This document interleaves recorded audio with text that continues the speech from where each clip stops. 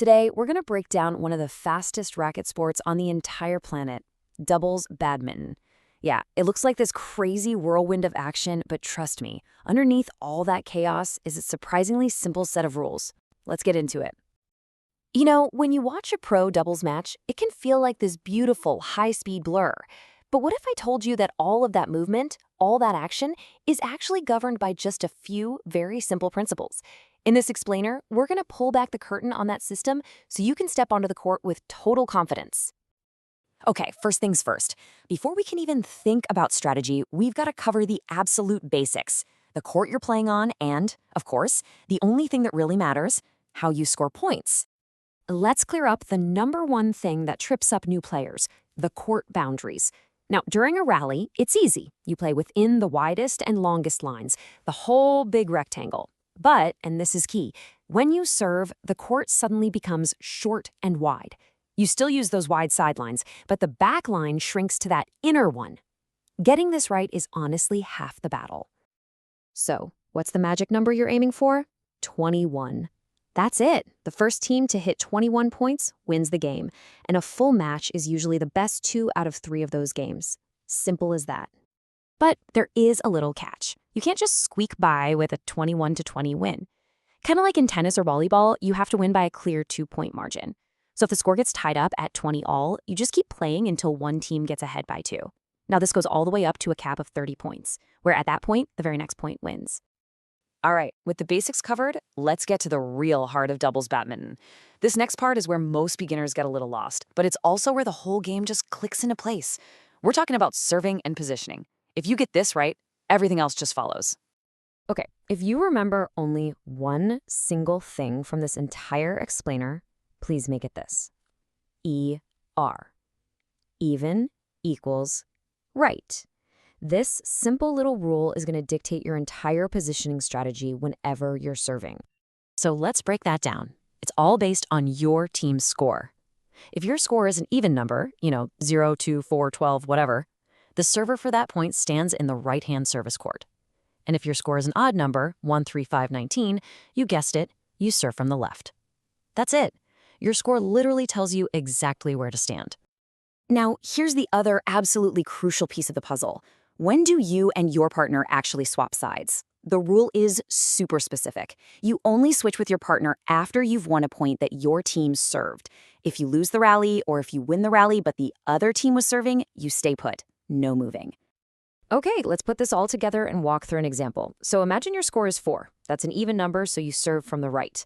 And you win the point. Awesome. Now your score is 5, which is odd. And since you won while serving, you and your partner switch sides and you get to serve again, this time from the left. But on this rally, you lose. The serve goes to your opponents. And here's the key part. You and your partner do not switch back. You hold your positions right where you are until you manage to win the serve again.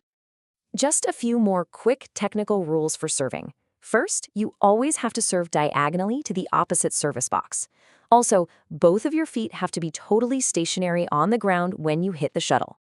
And here's one that's different from tennis. If the shuttle hits the net on the serve but still lands in the correct box, it's a live ball. Just play on. So we've covered this setup. Now let's get into the action, right? Playing the rally. This section is all about what you can't do, the common faults, and the 2 basic formations you'll be using to try and win points. Let's run through the big mistakes that will cost you easy points. Serving into the wrong box is an obvious one. During a rally, just think of the net as lava. If you touch it with your body or your racket, it's a fault. You also only get 1 hit per side, and you can never, ever reach over the net to strike the shuttle. And finally, you gotta stay out of your opponent's way. You can't just block their shot. Tactically speaking, doubles badminton really boils down to 2 key formations.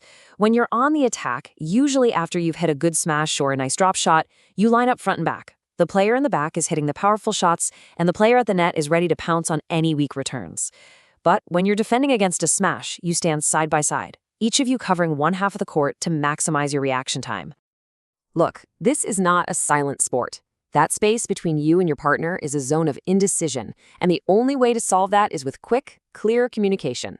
Simple shouts like, mine, leave it, or switch are all you need to avoid confusion and, well, collisions.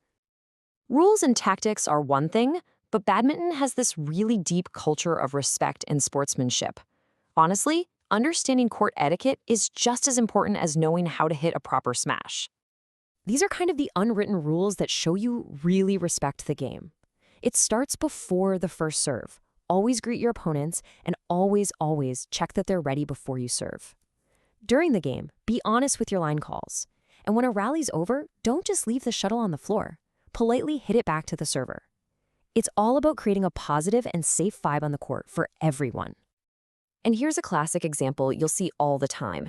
You hit a shot, it just trickles over the net cord, and your opponent has absolutely no chance. It's a lucky point. The customary gesture is just a simple, quick raise of the hand. It's like a small apology that says, hey, I know I got lucky there. It shows fantastic sportsmanship. So there you have it. We've taken that high-speed chaos of doubles badminton and broken it down into a simple, manageable system. You've got the rules for the court, for scoring, for positioning, and for sportsmanship. You literally have everything you need to step on that court with confidence. So the only question left is, who's your partner going to be?